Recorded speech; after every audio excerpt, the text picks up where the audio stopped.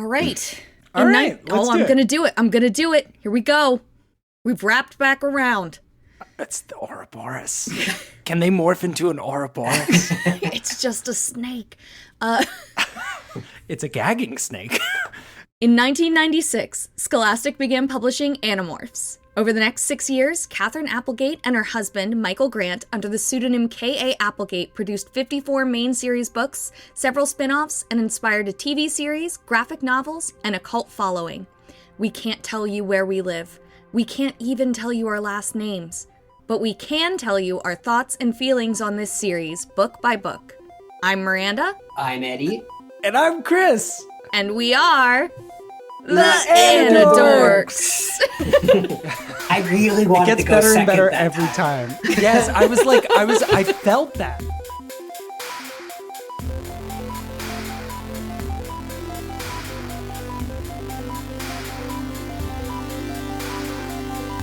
These may be kids' books, but we discuss dark themes and mature content. There may also be some explicit language. Listener discretion is advised.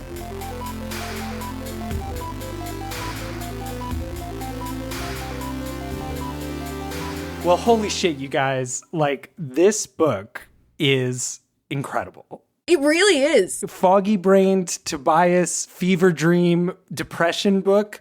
I thought that was going to be my favorite. But there's something so life-affirming about this book. It's so nice. I don't know. I feel it. I'm vibing. Yeah. I'm vibing. And it's really cool to get to spend time with Cassie. Yeah. I feel like there's a real shift here. Well, obviously we get Cassie's perspective, but I feel like we saw a lot of Jake, Tobias, Rachel in the first 3 books. And I feel like Cassie kind of makes more room for Marco. Even we know he's coming next, but I feel like Absolutely. which I wasn't expecting. But yeah, I feel like we get a lot more of the ethics of being an Animorph in terms of thinking about what it means, what it is that they do, like by turning into animals. Like, Totally. This feels like the first book to really raise moral questions about what the good guys are doing, as opposed to just attacking the bad guys. Like, there's room in this series to question, and we've seen hints of it before, but like the moral ambiguity starts to actually be like discussed by the characters in this book, and it's really, really interesting. Yeah.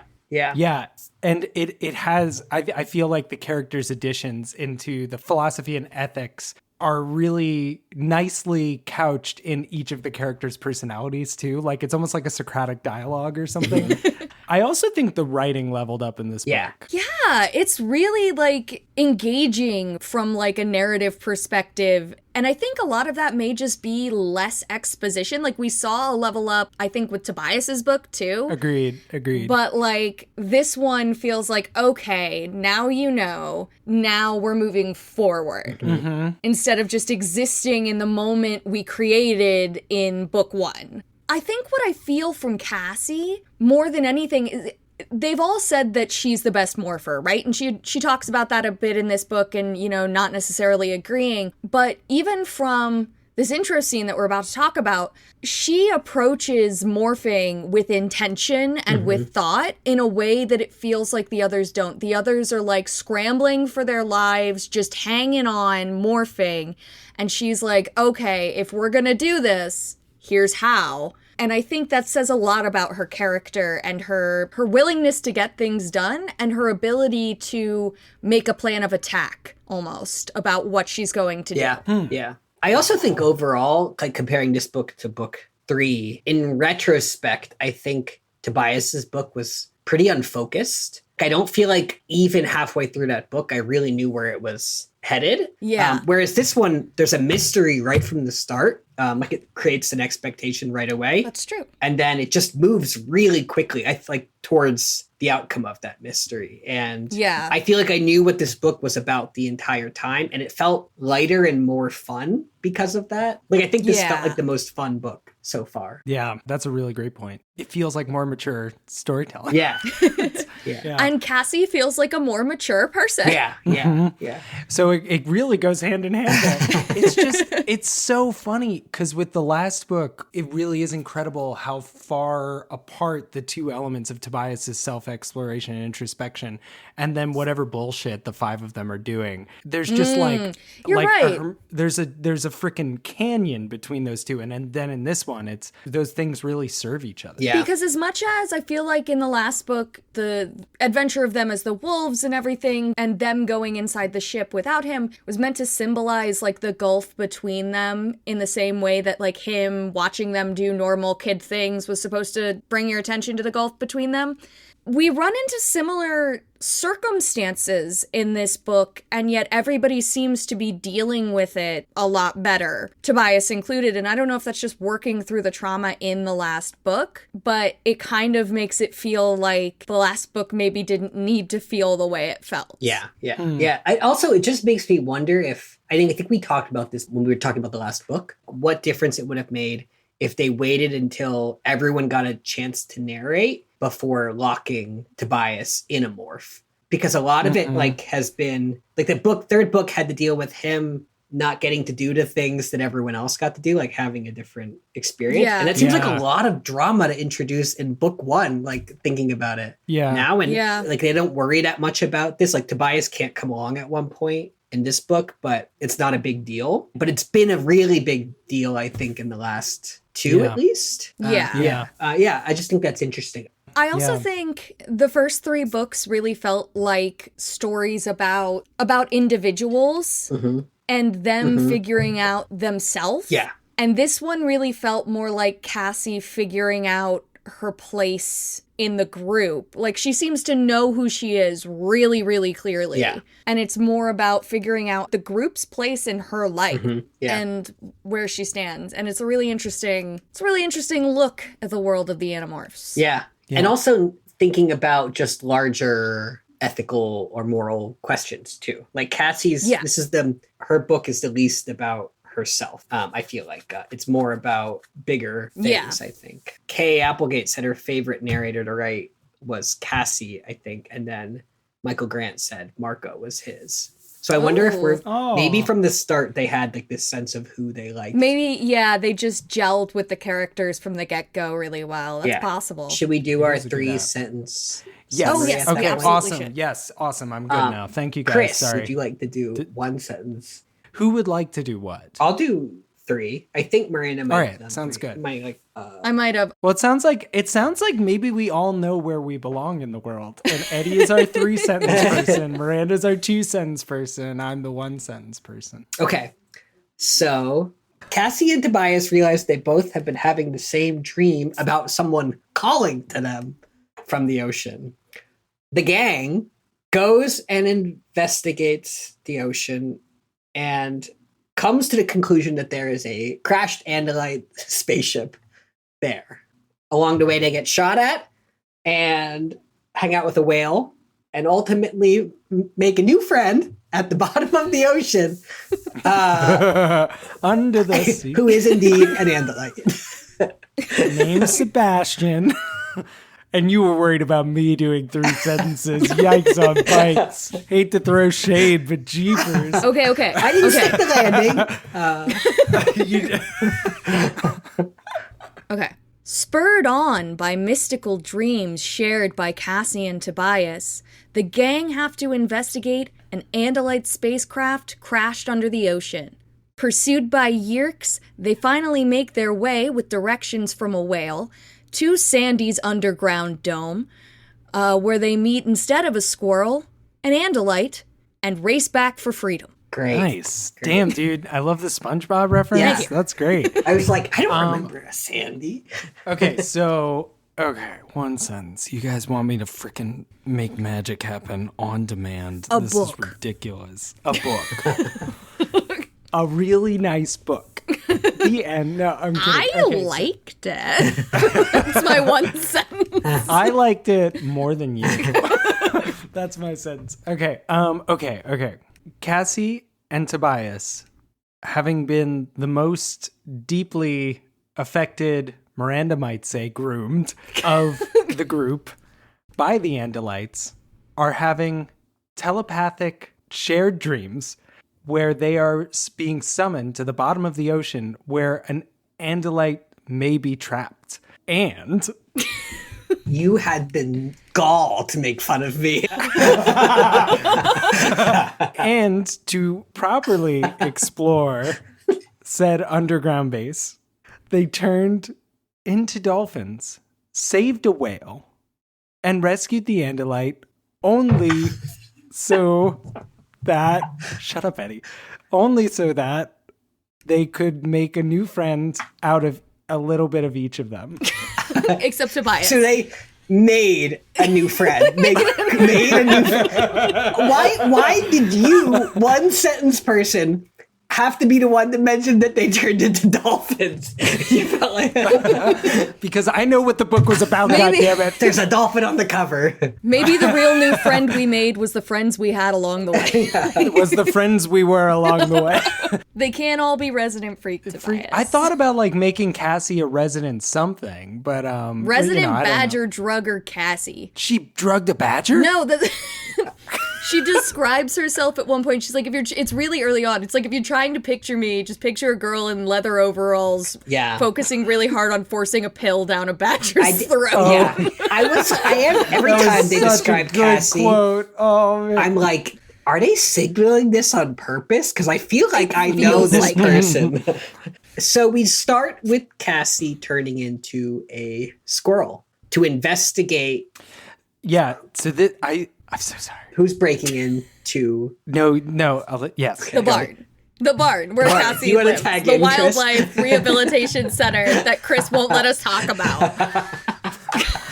You guys promised me we wouldn't talk about the barn this time. And now here you are talking about it. So first of all, this intro where she does the "My name is Cassie," she says a thing. She's like, we have to disguise our identities. We animals. Yes. Yeah. It's not about being shy. It's about staying alive, which just blows my mind because who could have mistaken it? It's like, but the use of "we Animorphs," we happy Animorphs, is so delightfully epic. It's just like everything in this book, like from the first line, has leveled up. Mm-hmm. Yes, we are firmly a group. We are the Animorphs. Mm-hmm.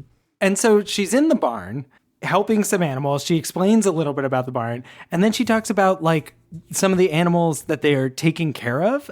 That's where I was in the barn, surrounded by dozens of cages full of birds from a mourning dove who'd run into a car windshield. I just pictured a bunch of cages full of boards. Boards. It's my New York accent. Yeah.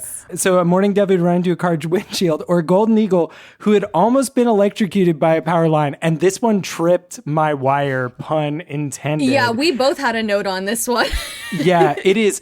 Almost been electrocuted is not a thing. You do not have to die to be electrocuted. And then right after that, she's like, in another part of the barn, we have bigger cages for badgers and opossums and skunks and deers, and even a pair of wolves. One who had been poisoned and one who had been shot.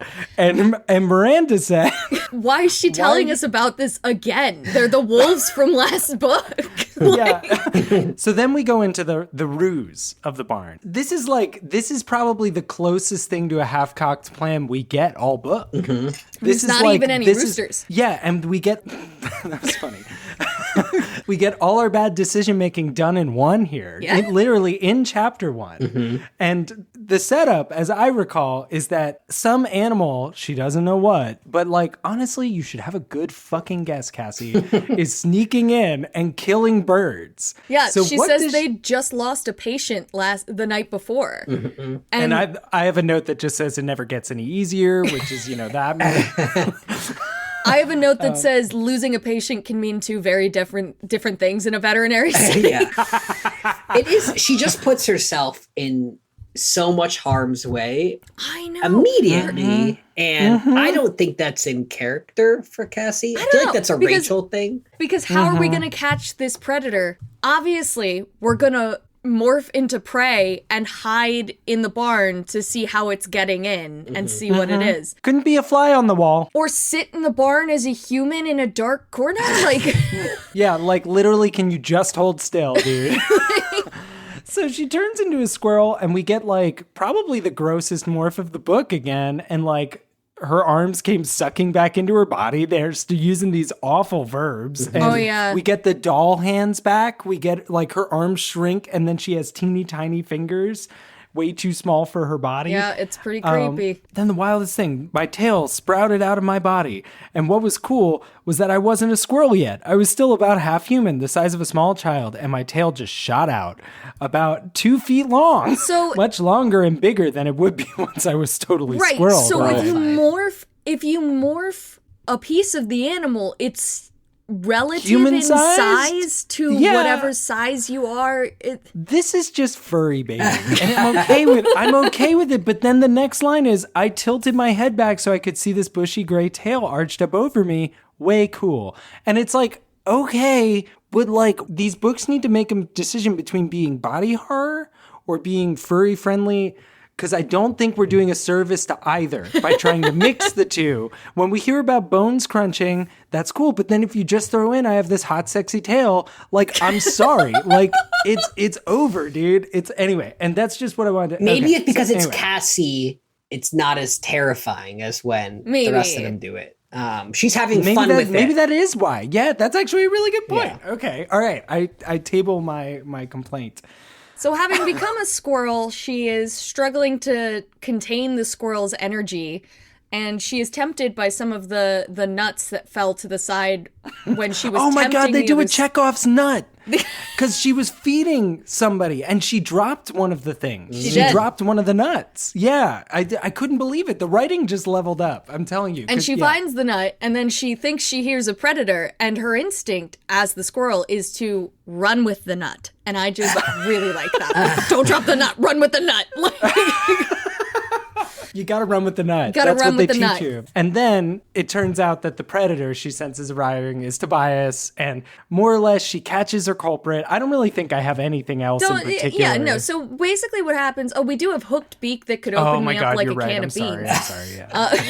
We do have to talk about that. Yeah, because Tobias arrives and she immediately identifies the most insane part of him. I like that she doesn't immediately, like, it takes way too long for her just to mentally thought speak with Tobias. Right. That it's, Because Tobias doesn't know that it's Cassie. no. And actually thinks it might be dinner. Yeah. He genuinely, Yeah, that was actually a very and for some That was a very reason, upsetting and I have moment. this noted. So like right after the fox comes in and Tobias swoops for Cassie to try Yeah. to eat her, enters Endgame to eat his friend. Yeah. all the creatures in the barn start freaking out. Like even the wolves are howling. Like, and what are they freaking out about? I'm like, is Cassie sending some sort of like crazy Andalite message that she doesn't know about? And they're all like, our friend's about to die. I don't know. It's weird. But the fox comes in and she goes, aha, my mystery bird killer. To which I say, also probably a squirrel killer. Like, be careful, Cassie. Yeah, that's come our new on. problem because she realizes the fox is after her. She does finally manage to thought speech Tobias, and they have a little good-natured banter about trying to eat her. He's gotten much better about joking about it. He has, yeah. He's really relaxed into his job as a bird. Yeah, and then we get her self-description, which is iconic and legendary, which absolutely. is picture a girl in overalls and leatherwork gloves biting her lip as she concentrates on trying to force a pill down the throat of a badger. And Quite then a good apparently description. Jake has a picture of her doing exactly that. Yeah. And he keeps it next to his computer. Yeah. I can't tell if they're trying to signal to us that Jake and Cassie are basically already together, that they're dating, or that Cassie just knows that, like, how did it come up? She mentions in this book for the first time that she likes Yeah. Jake. Yeah.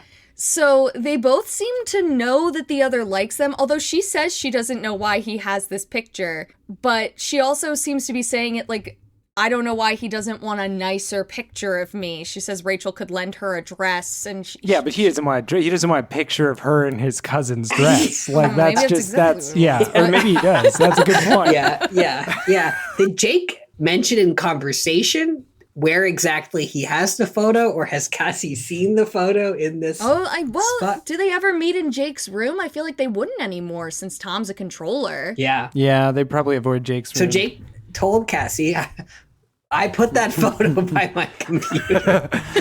Also, like, I just imagine him taking it with one of those old disposable cameras and her saying, "Would you please help me with this badger?" Yeah. Jake, it's rabid. So she's morphing back. And she lit the whole barn on metaphorical, figurative fire by, like, just scaring all the animals. So, of course, now her dad's awake. That's why the animals get scared. So her dad comes out. Okay. And then maybe this moment, though, because this is another swooped moment, but just like her dad walks in and is kind of like bleary eyed and like not quite fully awake. He's super tired and he thinks he sees her having a tail, which she does. And so he's like, "Cassie, can you turn around?" And she swoops her tail back up just in time. So Cassie's dad goes back to bed, and then Tobias and Cassie have this exchange where they talk about the dream that both of them been having. Cassie sort of offhand mentions that she's been having dreams, and Tobias is like, "What dreams? What kind of dreams?" Yeah, he's like, "That's important. That's a because clue." He's like, he snaps too because he's like, "Wait a second," and she's like, "Oh no, just like dreams about the sea," and he gives her more information on the exact same dream that he had. And that is a pretty cool thing. Yeah, and in my memory, every time they talk about the dreams, I think this only happens once in the book, but for some reason, I'm like scanning the page for it here. They both like, the Cassie like faints like in a soap opera because...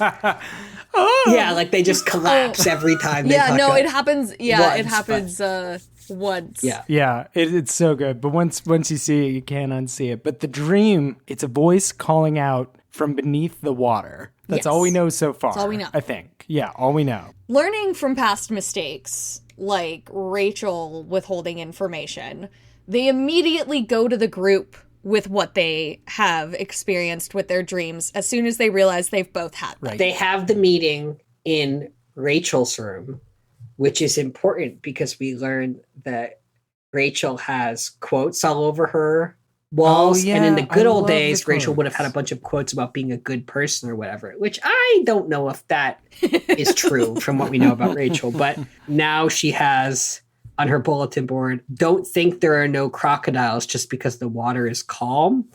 And if you know the enemy and know yourself, you need not fear the results of 100 battles." So she has... Sun Tzu. Rachel has changed. She's like much more serious and... The Art of War by Sun Tzu is a life-changing book. Cassie talks about like how much their world has changed and that like these battles are really affecting them. And this is like one of the first times that I feel like we see direct evidence in their daily lives. Yeah. Of the effect that Animorphs' time is having. Like, I felt like they were almost able to separate it a little bit before, and they are definitely not now.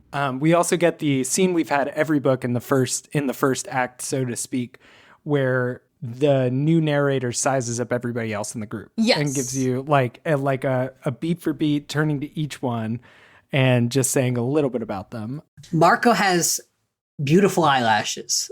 That's that Cassie envies. I do like her. She describes when she's talking about Rachel, and she says, people dismiss her and you shouldn't dismiss her. But she says, it's like all along there was this Amazon warrior locked up inside of her, and now she has an excuse to bring it out, which I read as like, Rachel's just been waiting for an excuse to start stomping on people. Yeah. Like, she's been waiting for a chance. So after Cassie and Tobias relay their dreams and Marco and Rachel both kind of brush it off as like, it's just dreams, Jake is like, actually, now that I record every episode of the evening news, I have something interesting to show you guys. And he pulls out of his bag a VHS or a video cassette, as it's called. A video cassette, yes. Played in a VCR, a video cassette recorder. I don't know imagine. what it stands for. Anyway, I have no idea But what Marco VCR stands says, cool, a piece of prehistoric technology. for. What the hell? In 96 Like- saying that. Like, we used VHS, like, into the aughts, I feel like. I feel like, but maybe I was Yeah. just really small. We I did have thought a the capture same card, thing. but I we thought were I was weird. very confused about this, especially because the book explicitly tells us that Marco lives in like a rundown apartment building. that's the note that I have The too. is like, DVD is a digital optical disc data storage format. I like That- that. Invented and developed in 1995 and released in late 1996. But Wow. like, so it's But the brand DVR new. It says the first working DVR prototype was developed in 1998. so yeah, Was this like, updated? Is this because it's the updated version? is that possible? But I thought Eddie's were the original. No, this says Well, no, I guess copyright if they- 1996, and I feel like No, I think this is OG. I think this is OG, and I think I have no idea. Maybe this book came out in 99. Maybe there was like a weird, I don't know. No, it came there's out in no way 96. that they Eddie were just told doing us that. that well on book 4 that they Yeah. would have Yep.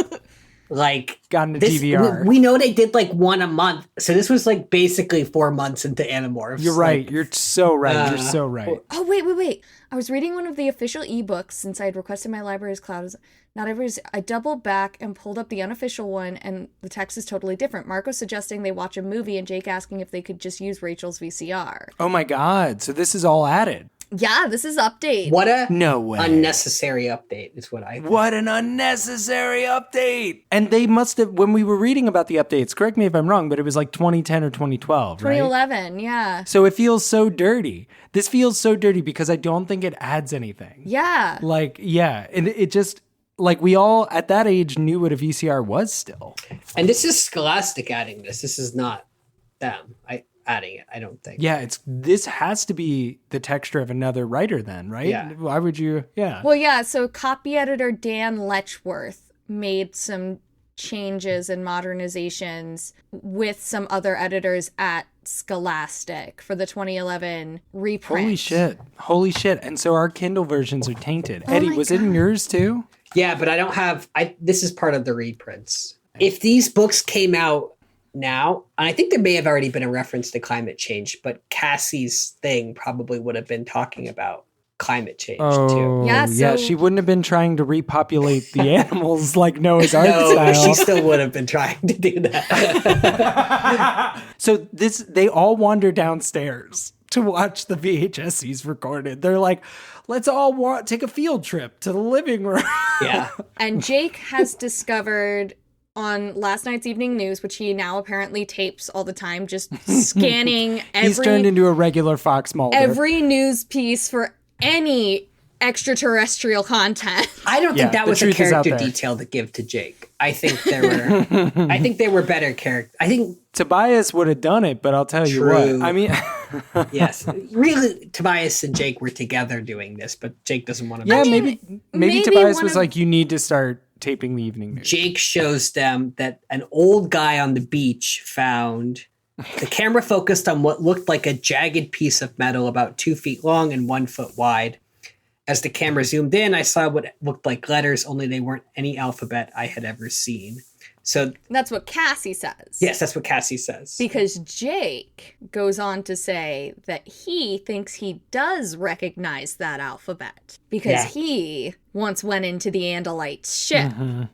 Which in book 1 did not have any language mentioned. Yeah, they didn't mention He that at doesn't all. specifically mention any language, but It's a vagary that it's definitely some hand waving Yeah, going on yeah. here, but I do love it. I love the detail of the alphabet. I'm so stoked about this, and I love that it's already on the evening news. I love that something that's already touching the fabric of reality and civilization is obviously influenced by this war of two alien species. So Jake announces that he recognizes the alphabet, and they realize that they think what washed up on the beach that this old guy found Was not a weather balloon.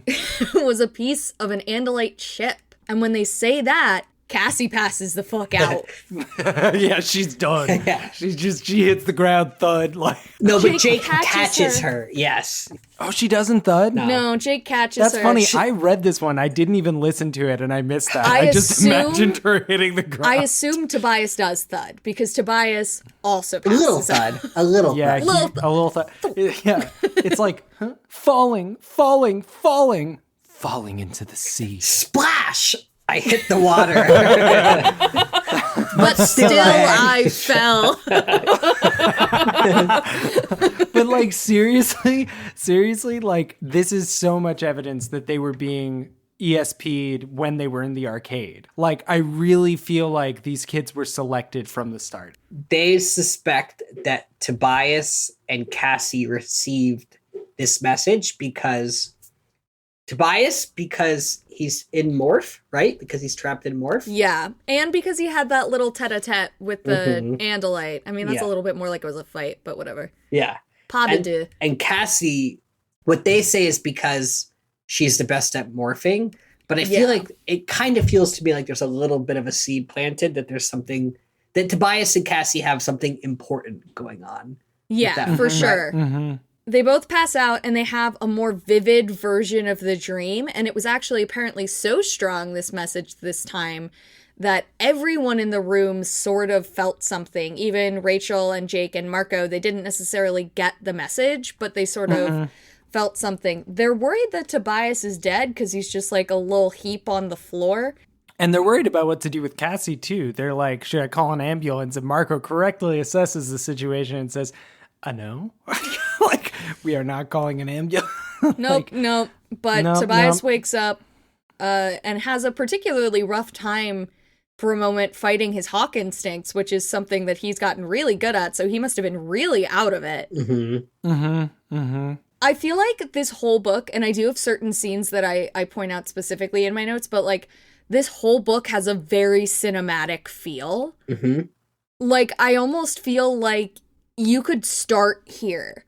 You could give a little intro, like, you know, on this night they met an Andalite who gave them the power to morph. Several things happened, and like you could start a movie here. You could like this book could be a movie. The dream is just the best setup that they've had so far. So good. Yeah. It's so good. It's like they finally played a Final Fantasy game and they were like, oh, we should use the whole collective dream thing. Yeah.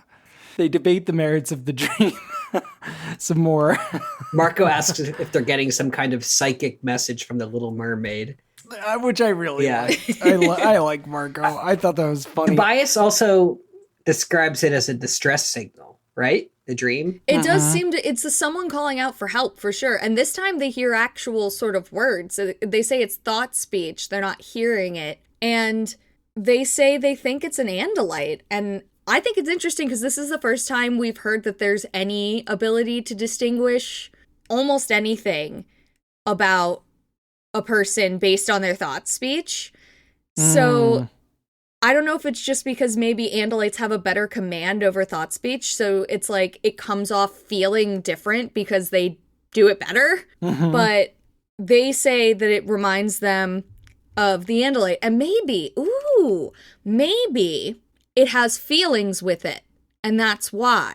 Oh, there's a layer of feeling to the speech. It's not just speech. Right, because they don't seem to have the ability to do that. They've gained thought speech, but they don't seem to be able to, like, transmit feelings or anything with their minds. It's just language over thought speech. Yeah. It's like a different thing. Marco's reaction to all of this is maybe it's not very different than what we've seen in other books, but it feels pointed that Marco isn't having the reaction that anyone expects. Like the moment he hears that it's an Andalite, that it could be an Andalite, everyone's like, oh, Marco's going to be one saying that we shouldn't be going on this like adventure. But Marco's actually like, no, if it's an Andalite, we definitely need to save this person. Yeah. And I want to put a pin in that, in how character assessment works in this book, because it comes up again later and I have a note about it. So when we hit that note, I want to like ping this to that note. Rachel chimes in with a thing that's like, he died trying to save us. He died trying to save us. He died trying to. You got it. Read it. Thank you. She looked defiantly at Marco. I know that doesn't mean anything to you, but the Andalite died trying to save Earth. Marco nodded. I know, and you're wrong, Rachel. That means plenty to me.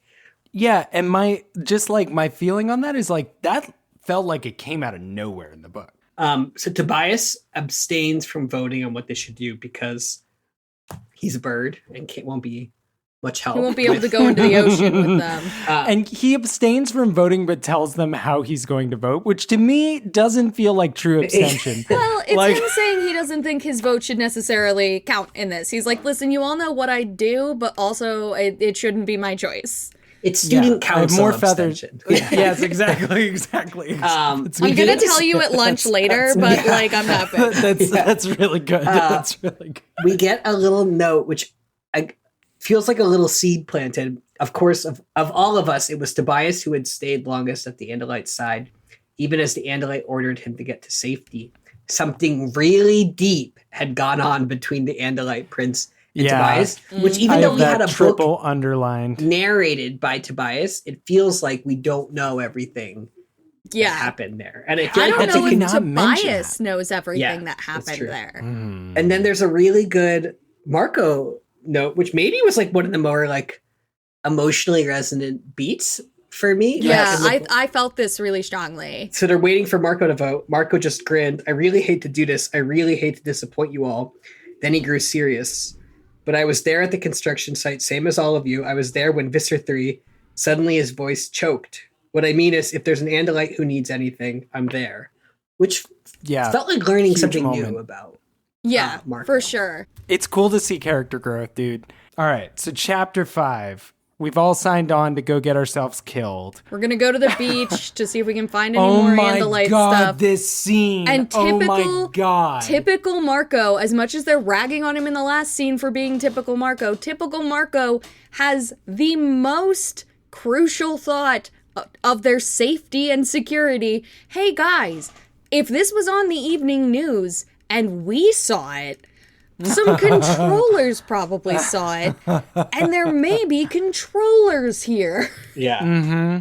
For about the 10th time, too, is what it says.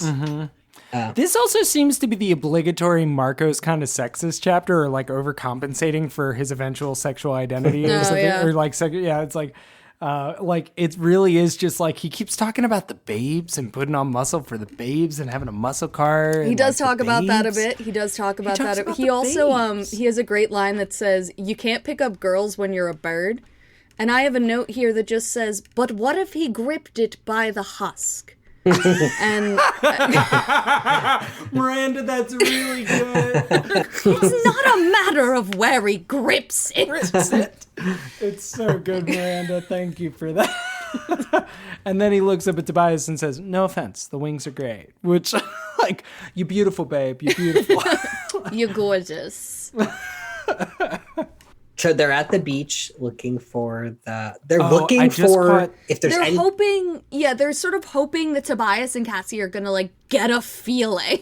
Oh, they're it's now, a vibe check. Mediums. Yeah, they're just like out there, it's like a paranormal investigator show. And reach out with your feelings. Something I just wanted to touch on before we move on. Like, she talks a little bit about Tobias, and it's like, and Tobias is never happy, period. He thinks if he's ever happy, someone will just come along and take his happiness, which is like such a wildly insightful read. I forget what it comes off of.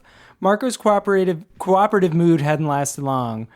I knew it wouldn't. Marco is never happy unless he's complaining about something, just like Rachel is never happy unless she has something to fight against. And Tobias is never happy, period. He thinks if he's ever happy, someone will just come along and take away his happiness. And like, I just like Cassie's reads are like not judgmental. Like, I don't get a judgmental tone from that as much as I did from like Jake. Tobias is always brooding. That's Jake. Whereas like exactly. Cassie's That's like, what Jake Tobias is never happy. It's a coping mechanism. It's a way he protects himself, and it's valid. I'm sorry to like pull us back to literally the sentence before you guys were talking about, because now we're holding the hawk and swinging it, and we're like holding. Do you Cassie feel anything? By the script, anything, just waving them around the beach, and then Rachel says like, "Do you feel anything?" And Cassie replies with the most earnest thing possibly. "Well, I feel a little embarrassed, I admit, and a little foolish." And it's just like, that's me at the beach every day. like I'm putting on sunscreen and I'm like, I feel a little embarrassed, a little foolish. I'm gonna put my shirt back on. And then Marco's prediction comes true. His clairvoyant prediction. And Tobias. It's Tobias who spots them, right? Like he sees with his hawk rollers with eyes. flashlights. What do your hawk eyes see? Yeah. See Rachel crying, and I see people walking with flashlights on the beach. Same answer as last time. Yeah, so they all go and there's this whole team of people coming down with flashlights. They hide in the dunes. They hide in the dunes. They go just lie down flat, and they apparently didn't do a very good job. Because adults start shooting at them.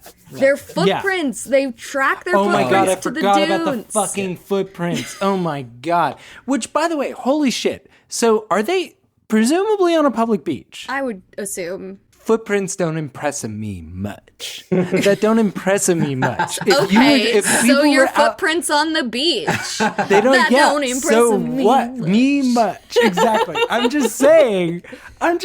It doesn't impress me if people were out here. Like, unless you're talking about footprints like fresh, low down by the tide, and you have some awareness Which of they when would have tide been. happened. Which they would have been. They're brand new footprints. It doesn't. Man, I don't know, man. I don't know. Were they walking No, it's around pretty in the weak. water? But like, it's pretty weak that they'd be weak. suspicious of these footprints because, like, apparently they like start jumping up and down and getting excited when they find them. Yeah, 'Cause they're like a "What'd freaking they Metal Gear find?" Solid person with the exclamation. Yeah. I think probably a bunch of teenagers were also being louder than they realized they were. That's what I would read into it. That's not. It's the Yerks. Yeah. It's the controller. Yeah. Oh man, that's a good point, Ed. I mean, it's not in the book. It's not in the text, but that's what I'm gonna.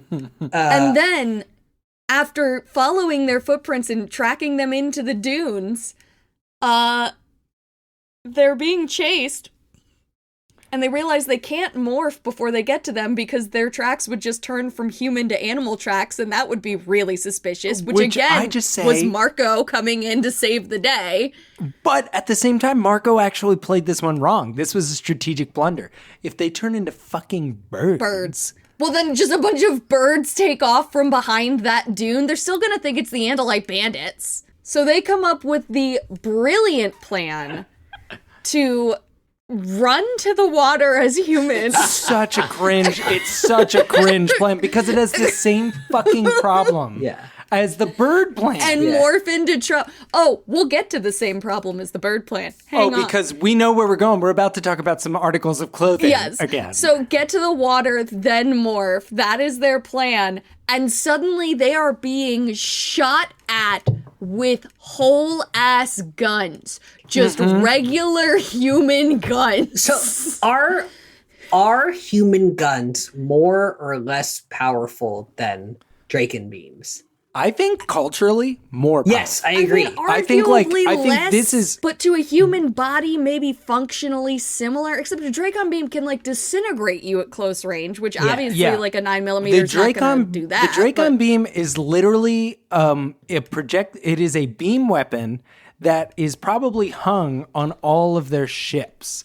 Because it is strong enough to shoot through the hulls of their ships. It is conveniently strong enough to shoot through the hulls of their ships. Under specific circumstances and distances. I am assuming if you shot a gun, K.A. Applegate would have. If you shot a bullet at the truck ship from last book, I'm assuming K.A. Applegate would have the sense to say that it just like bounced off.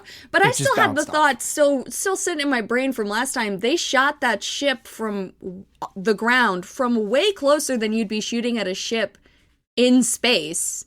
And it just like punctured a tiny little hole. Do they have bigger Dracon beams? Okay, so here's the thing I'm going to say, though. We all know the thing that they say about in space. If you're a spaceship in orbit, you're traveling roughly as fast as a bullet. That's true. And anything that is not moving relative to you that you smash into, a pea-sized asteroid, is going to cause a small crater on the outside of your ship, if not punch through. Okay, so I'm just saying. Even if the Dracon beam is, this goes to your point about it being like a cultural thing, culturally it's louder. I feel like if these kids have a cue of trauma that they're trying to process by book 4, I think getting shot at by human bullets moves fully to the front of the cue. I think but they really shrug it off here. And it's like, it feels different when they're being shot at with human bullets. I have my like privileged read on it, which is like if I'm getting shot at by an alien weapon, I just have no way to process that. Yeah. So, but a bigger problem for the Animorphs right now than guns is that they morphed into a freshwater fish in a Yup. Yeah, a fish that cannot deal with the acidity of And they salt all water. almost drown during this morph. They're like morphing into this fish while sea foam is like washing into their real human lungs. And like, they're like barely keeping themselves alive, but they do manage it. They do, and it is true that like I don't think fish die immediately. Like No, they don't do well. Yeah, they do all say that they were having difficulties breathing and it didn't feel good, but they agree to just swim as far upshore as they can. While they're swimming away, Chapman and Tom who are return. in the group. Yeah. They're people from the sharing who were searching, controllers who were searching, and they assume that they can't have swum. They think they're humans because the tracks were human. They're like, are these the Andalite? They're gorillas now. Guerillas. Andalite gorillas. They're called a lot of things in this book. And they're like, no, the tracks are human. Just some kids, probably. We shouldn't have, that guy shouldn't have shot at them. It's like, but why were you chasing them in the first, maybe they just thought they found something? I don't know. But Tensions are running high in the controller That's camps. true. But then, something washes ashore. Oh my God. A pair of jeans. Yep. And Chapman says, coincidence. Probably. Yeah, why would he say that?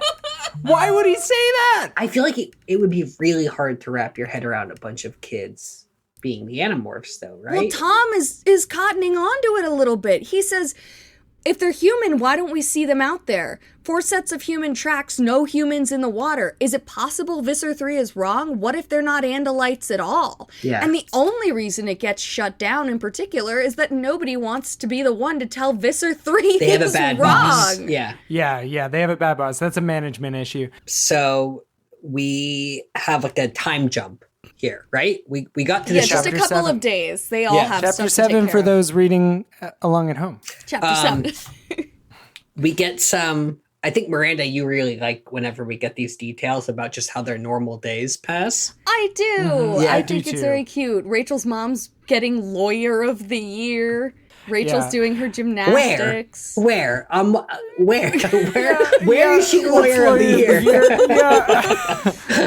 I don't know what could possibly be the reason that this happens, but for some reason, again, she says she was helping her dad in the barn with the golden eagle who had almost been electrocuted. That's a Yeah, copy it's and like paste. it's like she copy and pasted it. And That's it exactly says, what I was says thinking. he was at a difficult stage of his recovery. And I'm like, what? Which is it to me therapy? is like he's still actively being electrocuted was what I was thinking, but therapy's also really good. He's like, and now I'm afraid of power lines because of that time I was almost electrocuted. Yeah, And they're Cassie's like, that's like- healthy. You should Yeah. be afraid of power lines. But then they get to the end of the session and Cassie's like, look, at this stage, we've been in sessions for 6 months now and it's up to you to do the work. I can't do the work for you. All right? You're either electrocuted or you're not at this Or you're point, not. buddy. Yeah, and I need you to make a decision. The Golden Eagle must come up in another book, right? Like they must be Maybe. setting up. Like she just wants to mention the Golden Eagle, is what I'm thinking. It was a couple of days later that Jake rode his bike over to my house. I didn't expect him. So I was dressed like even more of a slob than usual, which, like, Cassie, don't fucking do this to yourself. I know. My exact note is, Cassie, girl, Like, you need to don't- work on your confidence. Yeah, like, dude, you You- already know he's got a picture of you smelling like all sorts of stuff. Scratch and sniff. Like, Yeah. You took the joke right out of my brain, dude. I really like the idea of Jake like trying to get a scratch and sniff Cassie photo. Mom, any way we can get this in scratch and sniff? Typical guy. He had the totally bad timing to show up when I looked like Miss Manure. A nice callback to Miss Fashion. Ms. Manure. A nice callback to Ms. Fashion. So Jake comes over to Cassie in the barn, and she can tell he's got something he wants to talk about. But she knows what he's into. Yeah, she can always tell. And she's like, I just gotta let him come to it in his own time. And she made him shovel manure with her. She did make him shovel manure with her. And Jake was game. He was like, that's what I came for. Actually, you read my mind. Yeah. They're putting a lot of weight on Cassie to make a decision about this dream. Yes. And all I can think is that, they're like, are you sure you're just not dreaming, Cassie? All of the first book, Jake thought that he was dreaming. Everything was like, that didn't happen, Tobias. I was dreaming, and he has no right to be behaving this way. But to his credit, he says to Cassie, if you tell me it's real, it's real. Yeah, it's fair. But then he tries to lump it all on Marco. He's like, Marco was having second thoughts. Yeah. Mm-hmm. We've been joking a lot about Jake and Cassie in the last couple of books, but from Cassie's perspective, in the last couple minutes. Yeah. But from Cassie's perspective, I like this happened with maybe Rachel's book, but with Cassie's book, I like Jake more from same. Yeah. When we're viewing it from outside. I think the Cassie and Jake's books, the Cassie and Jake scenes here are really sweet, actually. They are. We get some history of Cassie's family and the farm. Yeah, they've owned this farm for a really long time, since before the Civil War. Oh, yeah, that was totally interesting. Yeah. And then Jake says, Jake does something cute, because they're talking about the family history, and Jake winked and says, do I know that family history? Please. He came to Thanksgiving. He came to Thanksgiving and heard all about the family history, apparently, from Grandma. Yeah, so apparently they've been closer. Apparently they've been closer than they previously let on. Yeah. For a while, because it doesn't really say what time of year it is, but it's doesn't seem very cold. But they're in school, but they're having bonfires. I'm feeling spring. Yeah, me too. But is this the first book where we don't get a sense of how much time has passed since the beginning? They don't really say, no. And I was trying to track it by the moon before, but I think that's a ruse. I think the moon behaves. Good on you for trying to I think the moon behaves abnormally. The one thing we're following here is the moon pattern. Yeah. Oh, man. But so they talk about Thanksgiving last year, which is a really cute detail. And I don't know, this is a really nice moment. And Jake gets serious and is like, okay, it's your decision to make. And they really dump it all on her in this scene and are like, listen, this time it's you. So Cassie says she's going to make the decision. And then she also says that it's important. She believes that there's an Andalite out there somewhere, somehow trapped, calling for help. And then Jake says, great, how do we get to the Andalite?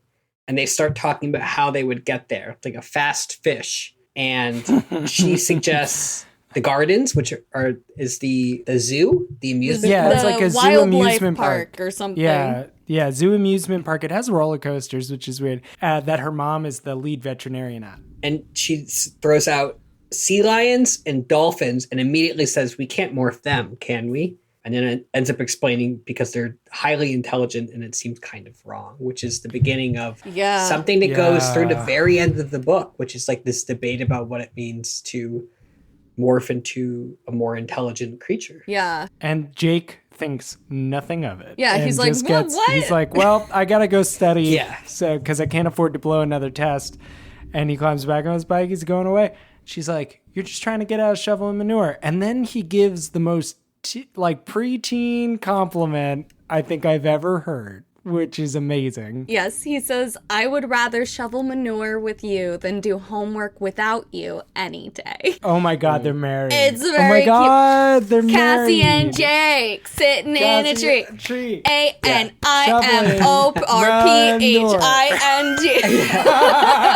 So they go to the gardens. This is a really interesting chapter. They talk about getting into the gardens, and they talk about paying to get into the gardens. Yeah. And this is sort of the callback to the DVR and the VCR and Marco having a DVR and it really not being consistent, which makes me all the more angry that like an editor came in and added that because because like obviously K.A. Applegate didn't fuck that up then.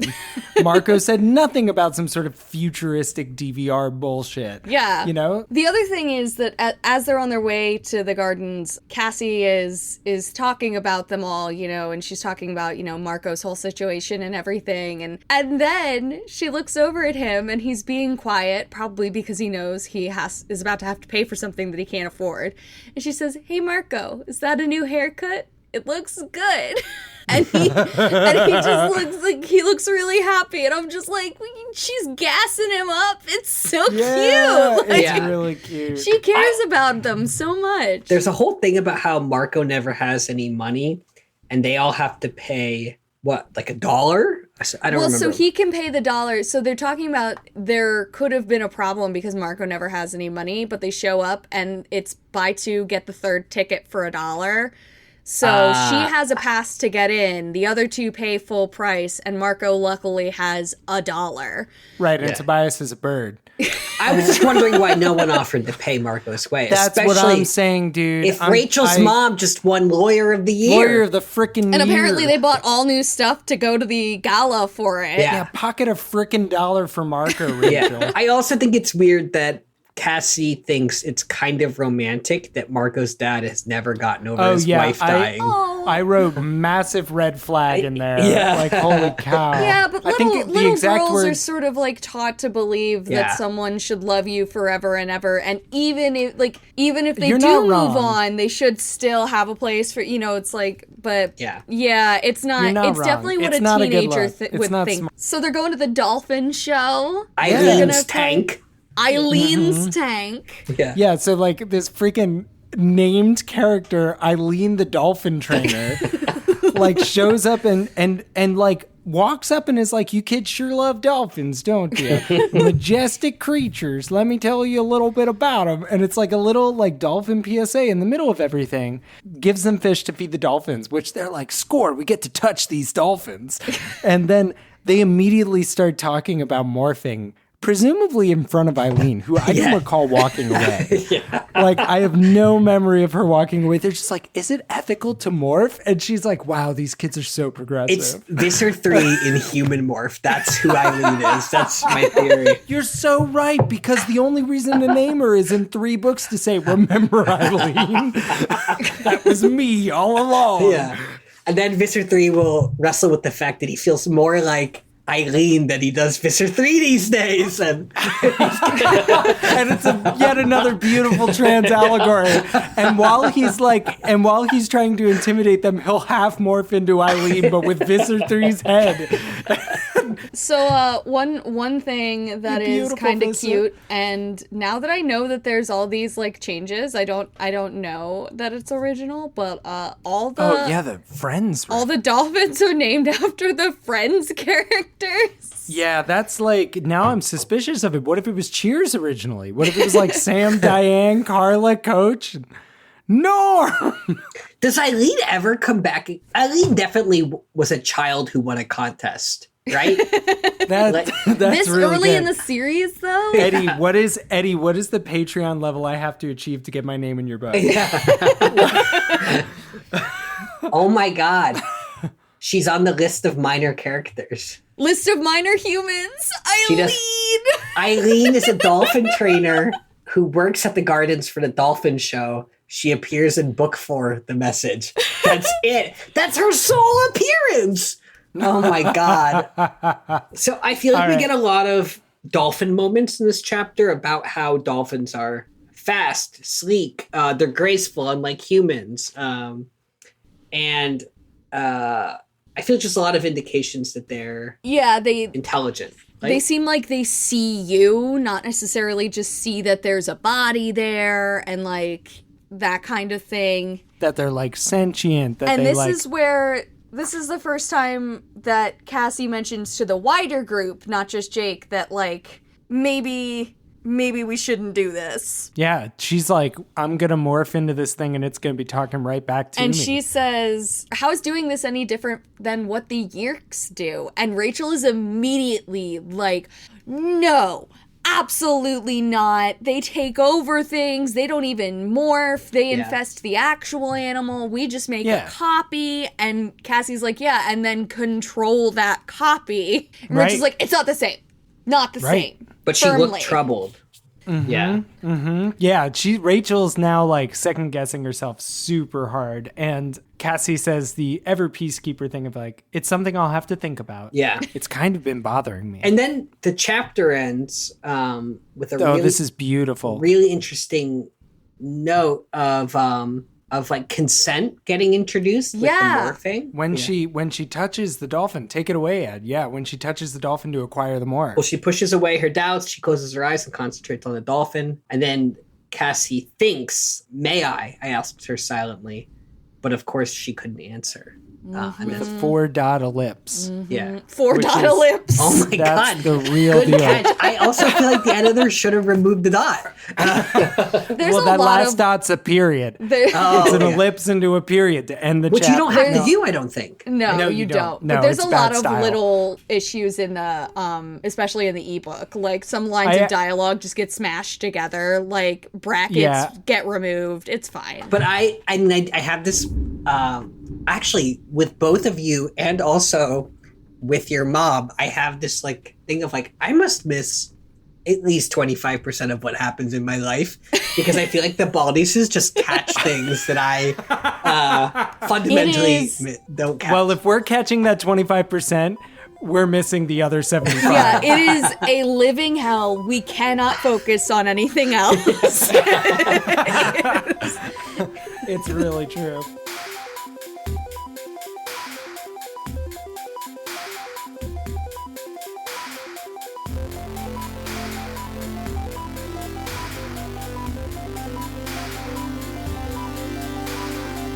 Thanks for listening to Anidorks. We'll be back soon with lots more to say. Until the Andalites return, or at least until next time.